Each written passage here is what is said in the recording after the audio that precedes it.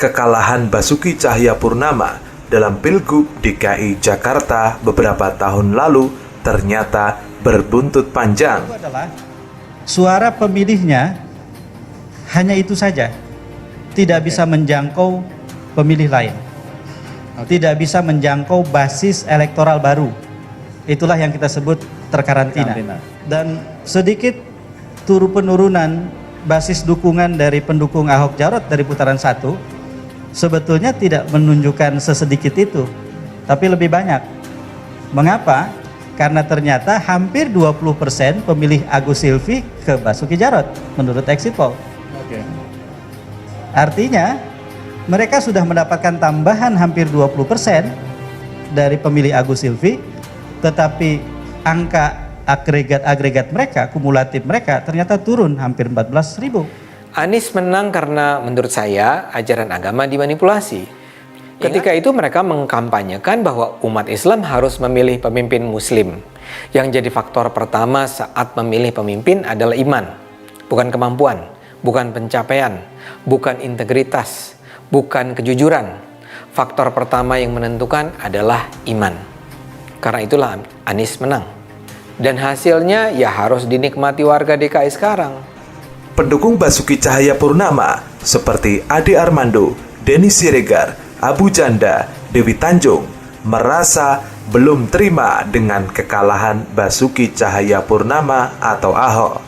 Dengan dasar tersebut, mereka terus mengkritisi dan mencari celah Anies Baswedan meskipun itu tidak masuk di akal. Seperti Ade Armando, dirinya terus membeberkan anggaran yang tidak digunakan oleh Anies Baswedan, padahal anggaran tersebut masih dalam rancangan.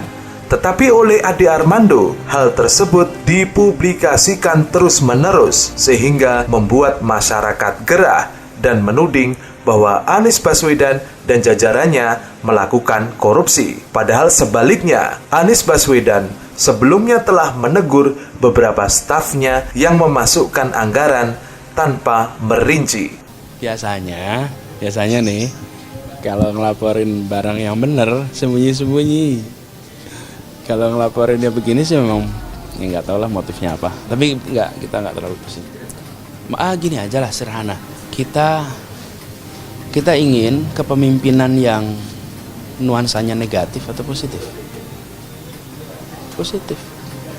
Kami nggak mau nebar-nebarin fitnah-fitnah, kami nggak mau nggak usah. Kita sih fakta-fakta aja. Ade Armando juga masih mengaku sakit hati. Dia terus menyebut bahwa Anies Baswedan melakukan kemenangan Pilgub DKI Jakarta dengan cara-cara yang kotor. Padahal Anies Baswedan mendapat beberapa penghargaan dari dunia internasional dan juga dari Indonesia. Hal tersebut memungkinkan bahwa komplotan Ade Armando, Denny Siregar Abu Janda, dan Dewi Tanjung merasa tambah sakit hati dan mencoba menganggap musibah yang datang ke Jakarta sebagai kesalahan Anies Baswedan. Kami warga DKI wajar menuntut pertanggungjawaban kinerja Anies Baswedan sebagai gubernur.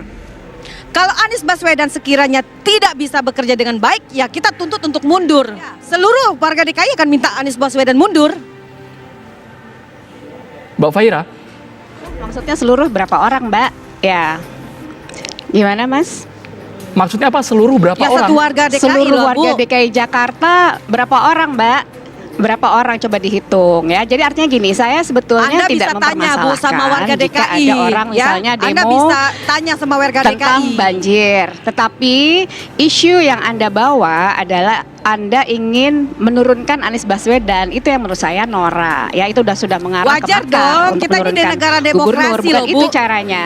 Ibu Anies menang karena mayoritas warga muslim di DKI tidak menggunakan akal sehatnya. Anies mengalahkan Ahok dengan cara yang menurut saya kotor. Kualitas Ahok jelas berada jauh di atas Anies. Ahok adalah pemimpin yang sukses membangun Jakarta. Tapi dia harus kalah karena musuh-musuhnya menggunakan agama. Anies Baswedan. Anies kalau ada partai yang meminang dia dan menjadi calon presiden akan jadi kawan baru mereka yang lebih segar dan kuat. Sayangnya tahun 2022, tahun depan, Anies tidak akan menjabat lagi sebagai gubernur DKI, jadi dia nggak punya panggung lagi. Inilah yang sedang dipikirkan oleh kelompok radikalis ini. Memang tidak ada habisnya kalau kita membahas kelucuan Gubernur Jakarta Pak Anies Baswedan ini. Oi, move on dong lo. Kalah pilkada sampai sekarang gak bisa move on. Woi Kadrun, ini bukan masalah pilkada. Ini masalah duit rakyat APBD. Dipakai buat hiasan bambu 550 juta, ujung-ujungnya dibongkar.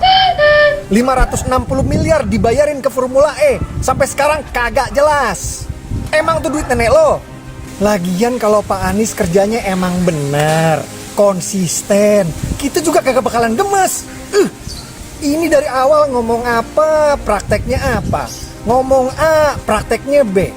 Isuk tempe, sore dele. Kagak pernah konsisten sama yang diucapin.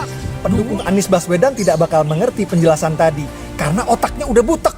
Bau kentut pun harum serasa parfum. Mereka tidak mengerti Anies Baswedan itu ogah normalisasi sungai, ogah melebarkan sungai, karena dia harus menggusur warga bantaran. Demi pencitraan mau nyapres, dia tidak mau menggusur warga. Walhasil, banjir Jakarta semakin parah coy. Sebenarnya jika orang-orang yang sedang mabuk cinta kepada Anies Baswedan mau berpikir sejenak pakai otak, saya rasa sulit bagi mereka untuk menunjuk satu aja karya Pak Anies yang benar-benar berfaedah, kecuali kata-kata. Mereka beramai-ramai ingin menurunkan Anies Baswedan karena gelombang banjir datang dari Bogor dan juga Bekasi. Jadi setiap ada hujan deras yang ada turun di Bogor, maka akan ada dampak yang terjadi khususnya di sisi dari bantaran dari Sungai Ciliwung. Perlu diketahui, Anies Baswedan adalah seorang yang jujur dan juga mengerjakan semua program-program yang dia janjikan saat kampanye Pilgub DKI 2017.